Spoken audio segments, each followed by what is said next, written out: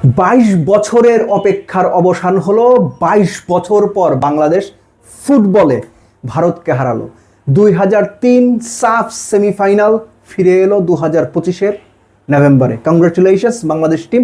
মোরসালিনের একমাত্র গোলে বাংলাদেশ ম্যাচ জিতেছে। যথারীতি যাকে নিয়ে কথা বলবেন, যাকে নিয়ে আলোচনা করবেন, যিনি ডিফেন্সে, যিনি মিডফিল্ডে, যিনি অ্যাট ওয়ান পয়েন্ট কিছুটা goalkeeper, of course Hamza Chowdhury, the best performer of the match নিয়ে কথা বলবো। ম্যাচটা আপনারা দেখেছেন।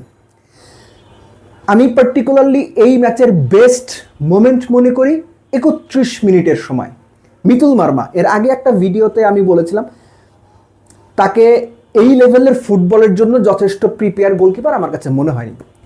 যখনই পেছন থেকে বিল্ড আপ করা হয়েছে বেশিরভাগ সময় তিনি তালগোল পাকিয়ে ফেলেছেন। কোথায় বল দেবেন, কাকে বল দেবেন, এবং ভারতীয়রা খুব ভালো জানতো যখনই তার পায়ে বল একদম পেছন থেকে বিল্ড আপ করার সিচুয়েশন তৈরি হয়েছে তাকে প্রেস করেছে, তিনি গুবলেট পাকিয়েছেন।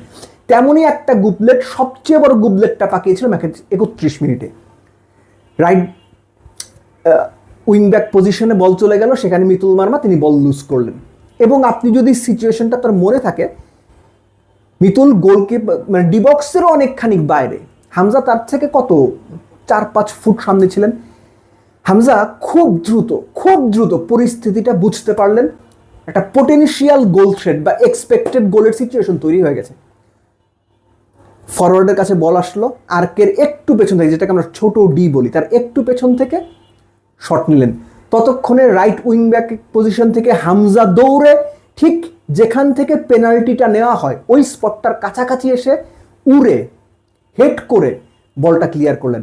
আমার কাছে ওটা ছিল ম্যাচ ডিফাইনিং মোমেন্ট। ওই গোলটা হয়ে গেলে বাংলাদেশ কি করতো ইউ ক্যান টেল। কেন আমি কথাটা বললাম? বাংলাদেশ সেকেন্ড হাফে যে খেলাটা খেলেছে, বাংলাদেশ উইংয়ে কতগুলো বল সাপ্লাই দিয়েছে, মিডফিল্ডের দখল কতটুকু বাংলাদেশের কাছে ছিল, বাংলাদেশ কতগুলো ডিফেন্স চেরা পাস দিয়েছে, কতগুলো আক্রমণ করেছে যেগুলোতে গোল হতে পারত। আপনার মোরসালিনের ওই প্রথম গোলটার পরে বাংলাদেশ সত্যিকার অর্থে ক্লিয়ার কাট চান্স তৈরি করতে পেরেছে 90 মিনিটের পরে যোগ করা অতিরিক্ত সময়ের 4 মিনিটে গিয়ে। প্রথম গোল যে অ্যাসিস্ট করেছিলেন রাকিব, তিনি ইমনকে দারুণ একটা থ্রু পাস দিয়েছিলেন। ইমন পেসের কারণেই হোক, ক্লান্তির কারণেই হোক, ফিনিশিংটা দিতে পারেনি। ইন বিটুইন যে খেলাটা হয়েছে, আপনি একটা চান্স মনে করতে পারবেন বাংলাদেশ একদম out and out clear chance আপনি বলতে পারবেন না। হাভিয়ার কাবরেরার যে থট প্রসেস ছিল, আমার একটা পর্যায়ে মনে হয়েছে, আমরা বলি না যে ফলস 9, একটা স্ট্রাইকিং পজিশন, যিনি 8 নাম্বার, 10 নাম্বার, 6 নাম্বার রোলের একজন ফলস 9-এ খেলেন, আমার ওই রকমভাবে হামজাকে মনে হয়েছে ফলস 4, শ্যাডো ডিফেন্ডার। বেশিরভাগ সময় এই ম্যাচটাকে হামজাকে আমরা দেখেছি বল ক্লিয়ার করতে, সেন্ট্রাল ডিফেন্ডারের রোল প্লে করতে, এবং স্পেসিফিক্যালি তারিক কাজী উঠে যাওয়ার পর প্রায় পুরোটা ম্যাচ সিঙ্গেল পিভট বলেন, ডিফেন্সিভ মিডফিল্ডার বলেন, কোনো রোলে না খেলে most of the time Hamza থ্রোইনগুলো, লং থ্রোইনগুলো ক্লিয়ার করেছেন, সেন্ট্রাল ডিফেন্ডারের রোল প্লে করেছেন, কর্নারগুলো ক্লিয়ার করার সবচেয়ে বড় পার্টটা তিনিই প্লে করেছেন। এর আগের ম্যাচটাতে আমরা দেখেছি যে সেকেন্ড হাফে হামজা ওপরে উঠে গিয়েছিলেন এবং সেখানে উঠেই তিনি 2 গোল করেছেন।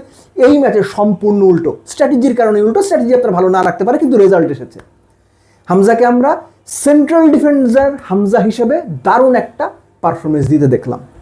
আর ফার্স্ট গোলটার কথা আমি বলবো যে ক্লাসিক্যাল কাউন্টার অ্যাটাক। এই গোলটা আসলে আমি যে তুলনাটা আসলে আমি দিতে চাচ্ছি, সাহস করে আসলে বলাটাও একটু ডিফিকাল্ট, যে বিশ্বকাপে অ্যাঙ্গেল ডি মারিয়া ফাইনালে যে গোলটা করলেন অ্যালেক্সিস ম্যাকঅ্যালিস্টারের পাস থেকে, ওই গোলটার কথা মনে আছে আপনাদের?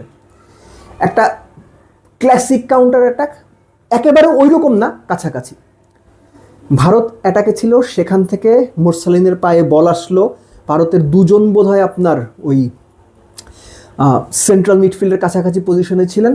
ফার্স্ট টাচে বলটা মোরসালিন লেফট উইংয়ে রাকিবকে দিলেন, এবং Rakib had a very good sprint, দুর্দান্ত স্প্রিন্ট। বলার যেভাবে বল টেনে নিয়ে যেতে আমরা দেখি বা অভ্যস্ত বড় বড় নামী প্লেয়ারদের, এক্স্যাক্টলি এই লেভেল বিবেচনায় ওরকম করে তিনি বল টেনেছেন।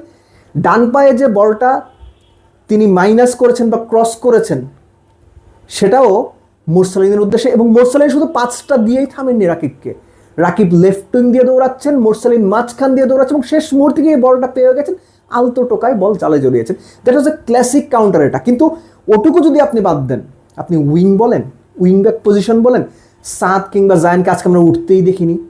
ইমন খেলেছেন তার মতো, কিন্তু বাংলাদেশের মূল ফোকাসটা ছিল ডিফেন্স ডিফেন্স ডিফেন্স। সুযোগ পেলে কাউন্টার অ্যাটাকে গোল করে বাংলাদেশ শেষ মুহূর্তে গিয়ে আরেকটা সুযোগ পেয়েছিল, বাট পারেনি। এনিওয়েজ বাংলাদেশ ম্যাচ জিতেছে অবশেষে। এই হংকং চায়নার বিপক্ষে, অমুক দলের বিপক্ষে, তমুক দলের বিপক্ষে, ভাই লাস্ট মোমেন্টে গিয়ে আমরা প্রচুর ড্র করছি, প্রচুর হারছি, লাস্টলি নেপালের সাথেও এটা হয়েছে। অ্যাটলিস্ট 3টা পয়েন্ট তো পাইছি এবং মোস্ট ইম্পর্টেন্টলি 22 বছর পর ভারতকে হারিয়েছি। এটা ভাই স্পেশাল, অবশ্যই অবশ্যই এটা স্পেশাল। এবং এই স্পেশাল দিনে বাংলাদেশ ফুটবল দলটাকে একটা স্পেশাল থ্যাঙ্কস।